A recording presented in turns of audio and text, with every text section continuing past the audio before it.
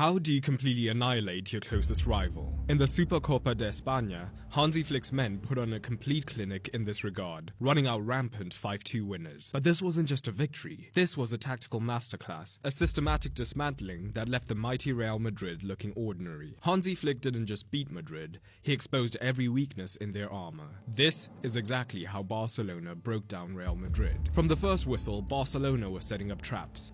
But to understand the brilliance of them, we need to first look at what makes Madrid so dangerous. In a word, it's simplicity. A solid backline, a well-balanced midfield, and the key, of course, is a lethal attacking trident that strikes fear into the heart of any opponent. But Flick had spotted something.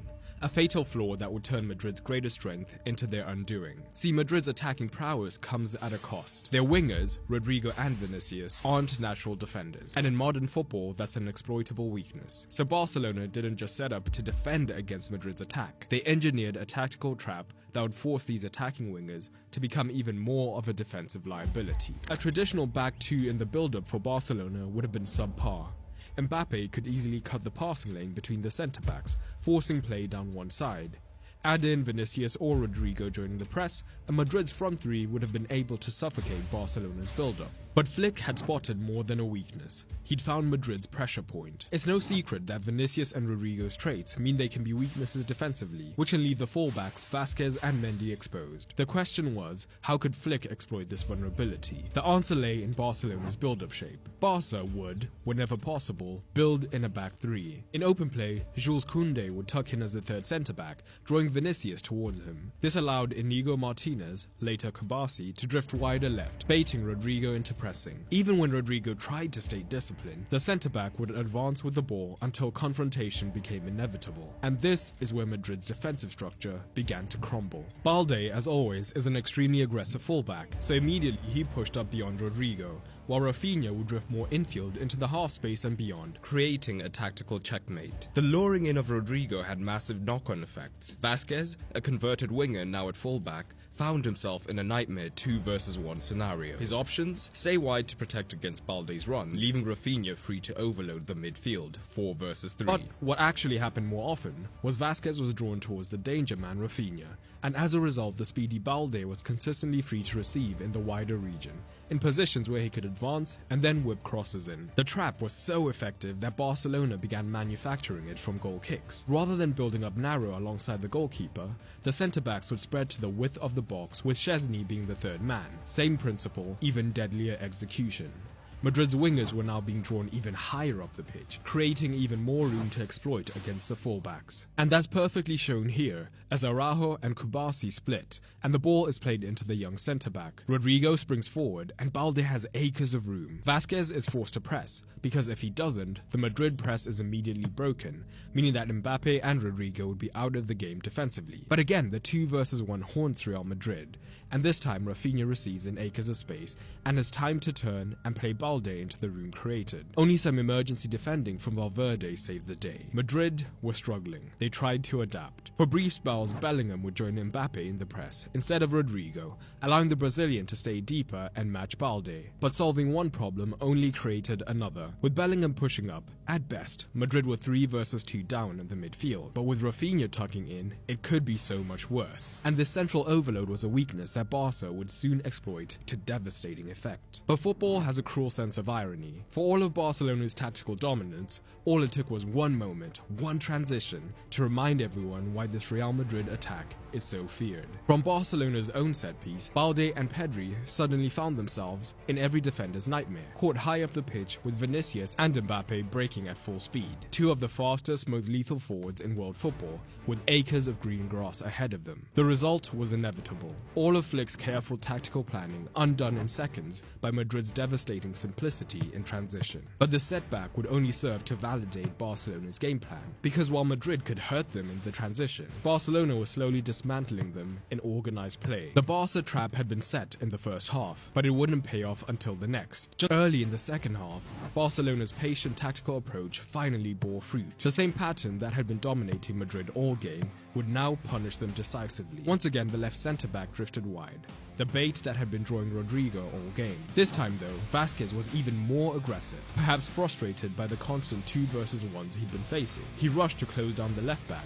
only widening the gap behind him further. But this time, Rafinha did not come deep to support Balde, and instead stayed high. Casado took the reins, making the move into the space created, allowing Rafinha to stay high to take advantage, and he breezed past an out-of-position Tchouaméni to strike. But so much happened tactically before this goal, because a scoreline this dominant doesn't come from just dominating the left-hand side. Instead, Barcelona were dominant down all three verticals, and their central play was a thing of beauty. To aid their progression in the deeper zones, they built with their double pivot to ensure they always had a 2 versus 1 against Bellingham, so they could receive and progress easily. The obvious counter would be for Valverde or Camavinga to step up and help Bellingham, but Barcelona had already planned for this. Balde's aggressive positioning allowed Rafinha to drift infield, so more often than not, he was tying up Valverde, a simple movement that prevented Madrid from solving their midfield puzzle. And if that wasn't enough, Lewandowski added another layer of complexity. The Polish striker isn't just a penalty box predator, and has shown more and more completeness as he has aged like a fine wine, so he would be happy to drop deeper into the midfield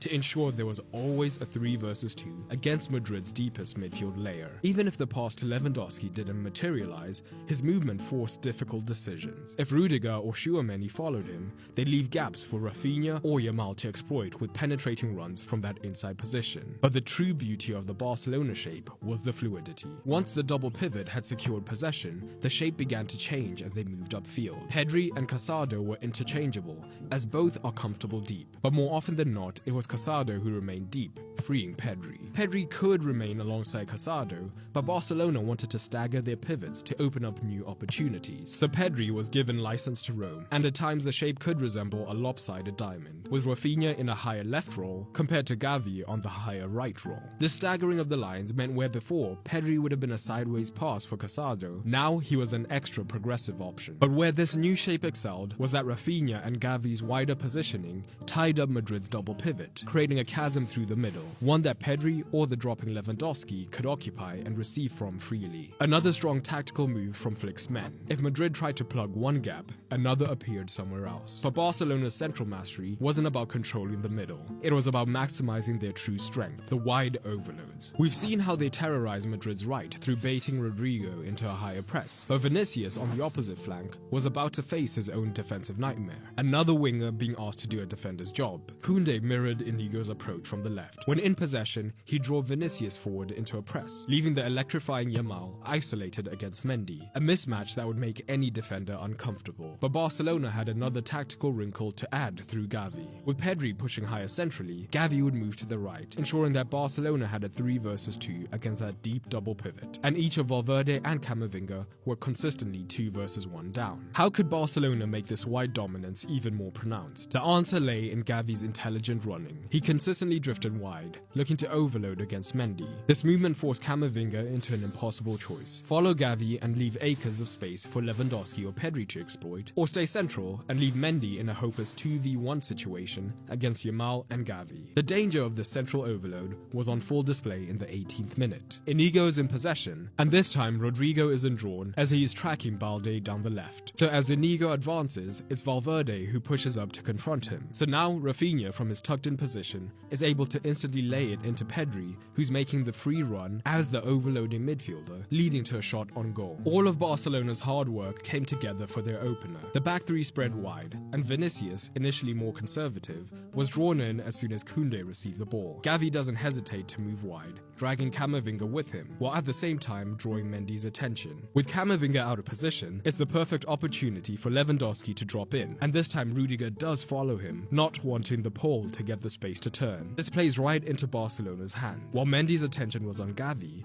Yamal slips inside of him, and Lewandowski finds him perfectly to finish. Infinite ways to hurt Real Madrid. As the game progressed, Real Madrid never truly figured out the Barcelona shape. Sure, Rodrigo and Vinicius could begin to drop deeper, but they were being asked to do jobs that did not come naturally to them. So even when they were positionally in the right zone, down the left, Balde would still make the most of Rodrigo's lack of defensive awareness. Down the right, despite starting deep, Koundé would look to arrive late to increase the overload against Mendy, either forcing Vinicius to track back where there was still a 3 versus 2, while having the benefit of making Vinicius less effective in the offense. And if he didn't track, then this wide triangle consistently wreaked havoc. For all of Barcelona's attacking brilliance, their work without the ball was equally devastating. The possession stats tell a deceptive story, as it ended nearly 50-50. But this wasn't a balanced affair. By the 50th minute, Barcelona were 4-1 up and could afford to ease off. The real story lies in the dominant first half, where Barca had 66% of the ball, as their pressing scheme systematically dismantled Madrid's build-up. Both sides lined up in 4-2-3-1s on paper, but in football, what's on paper rarely tells the full story. So why could Barcelona play through the Madrid press with ease, while Real Madrid struggled to string 3 passes together? The answer lies in how differently these seemingly identical formations functioned. Let's break it down piece by piece. When in possession, up front, Barcelona deployed a lopsided attacking trio. Rafinha tucked into the half space, allowing Balde to push up aggressively on the left. Madrid, meanwhile, maintained a traditional front three, with Bellingham surging forward as the highest of the midfield three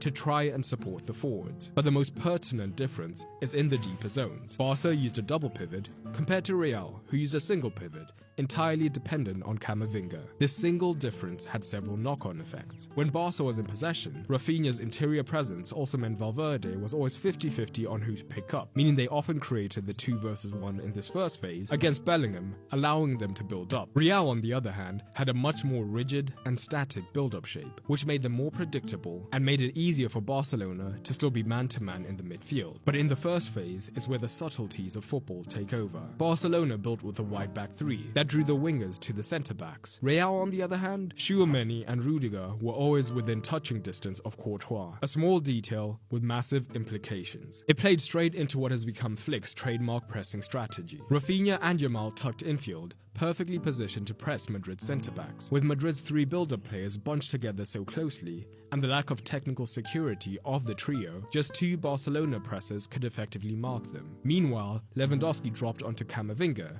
neutralizing the single pivot. Using 2 men to pick up 3 men initially left Barcelona with a spare man defensively, a luxury that gave them many defensive options. On paper, Madrid appeared to have an escape route through their fullbacks, but Barcelona's extra man allowed for the tactical flexibility to address that. Gavi, rather than pick up Camavinga, would then be able to drift to the right, allowing Koundé to drop deep to form a back 3 which saw Balde ready to press Lucas Vazquez. The result? Complete suffocation of Madrid's short outlet options. Courtois, time and time again, was forced into desperate long balls. But here's the irony. Madrid's electrifying front three of Vinicius, Rodrigo and Mbappe, so dangerous in open play, offers virtually nothing in aerial duels. So every Courtois long ball was effectively putting the knife into his killer's hands. The rare occasion Madrid did have success when going long is when they took advantage of Bellingham's aerial mismatch against Casado deep for the flick on. Madrid weren't going down without a fight. Their shift to a double pivot was a desperate attempt to find a way through the Barcelona press, creating a secondary outlet option. But Barcelona's adaptation was ruthless in its efficiency. Instead of tracking the wide options, Gavi joined Lewandowski in pressing the pivots, while Koundé mirrored Balde's aggressive positioning. Casado dropped deeper, ensuring that no overload could materialize. Every Madrid adjustment was met with an instant Barcelona counter-adjustment. This suffocating defense would soon transform into devastating attack. Barcelona's first goal started from this very pressing trap, but no one benefited more from it than Rafinha for the third. Real are in a back two, narrow,